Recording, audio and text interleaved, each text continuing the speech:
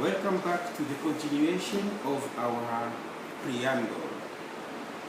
Indeed, this presentation is a seven-fold video play, which means it comprises a preamble, indeed, which we are continuing right away, and then general mispronunciations, silent letters, syllabic stresses, Cambridge versus Oxford accents,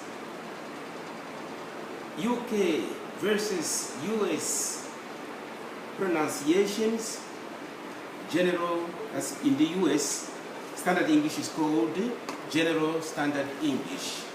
In the UK, Standard English is called RP. In other words, receive the pronunciation. And then the last part will comprise sounds of Greek and Latin suffixes. How to read them is also a challenge to many speakers of English indeed.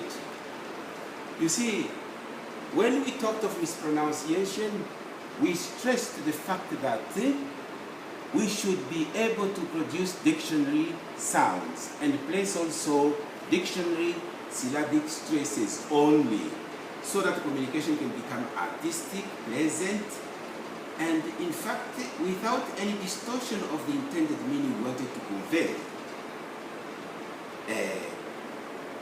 As for the next step, we have now the methodology. What approach we have adopted here is to use the same most authoritative textbooks, that is the Cambridge Advanced Learners Dictionary and the Oxford Advanced Learners Dictionary.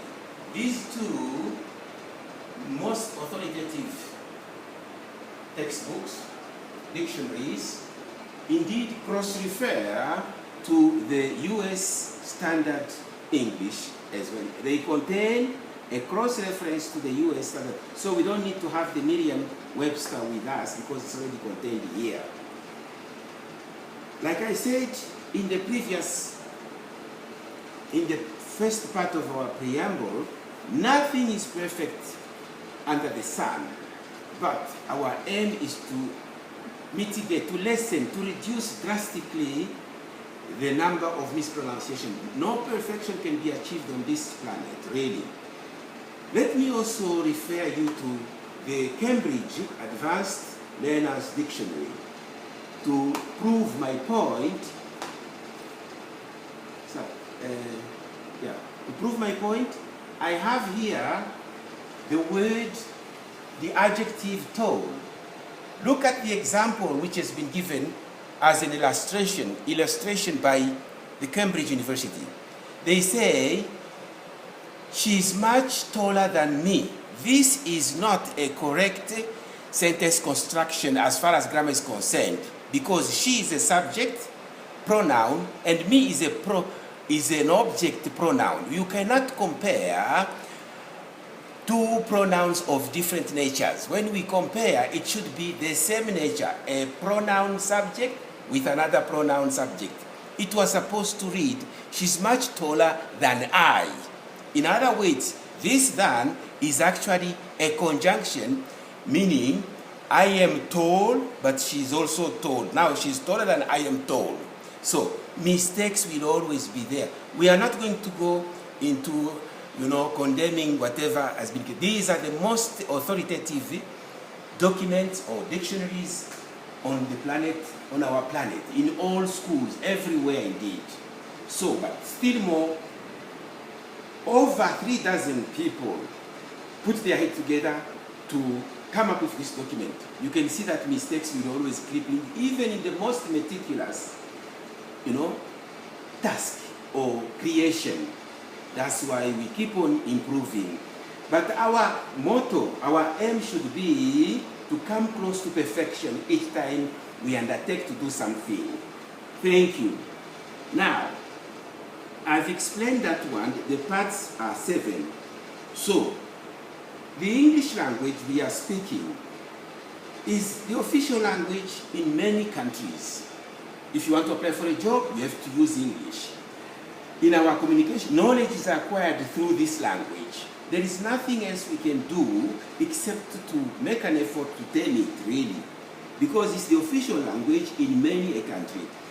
For example, what puzzles many a people, many a person is, how come when children go to school, at primary school, English classes, English language classes are taught every day they go to school, from primary to secondary. And then when they go to the tertiary education, colleges and universities, again courses are in fact taught in English. How come mispronunciation are still with the English speakers? People who have been trained, taught in English in all these many decades, years. This is why we are proposing the introduction of phonetics in all schools, so that the learners can, even on their own, teach themselves the intricacies of this language. This is why we are presenting this video clip, for more people to be, in fact, aware of the English phonetics. Now, as we said, everything will be based on these two dictionaries. We start with general mispronunciation. You can hear our ladies say, I'm going to the saloon. Saloon is a wrong sound for a beauty shop, because saloon is, if you write saloon like that, listen to the sound of saloon. UK will say saloon. Again, saloon. And in the United States, saloon. Again, saloon. As you can see, saloon or salon has nothing to do with a beauty shop. It's a car, a sedan, as it is shown there by this powerful authority, Cambridge Advanced Learners Dictionary. If you want to talk about the beauty shop, then one O ought to be deleted. So now, listen to the sound of this one. This is the beauty shop. Salon. That's correct. Salon. Salon. Again, in the States, salon. Again, salon. This is how it should be done. You see, when we go to school, when we pay a lot of money, especially these private schools, we should be taught the right material. So here we have started with what we call general mispronunciations. We can sample a few cases and then let you on your own. Our aim is for phonetics to be allotted more time in all schools. The other thing, the other word, we may continue. I'll give you one more. This one. You see, many people say, I want a hose pipe. It's not a horse. A horse is a four-legged animal. This one is a hose pipe. Listen to the sound from the UK. Hose. You hear that? Hose. And then in the States? Hose. It's the same thing, hose. So we may continue, but I may let you there for the time being.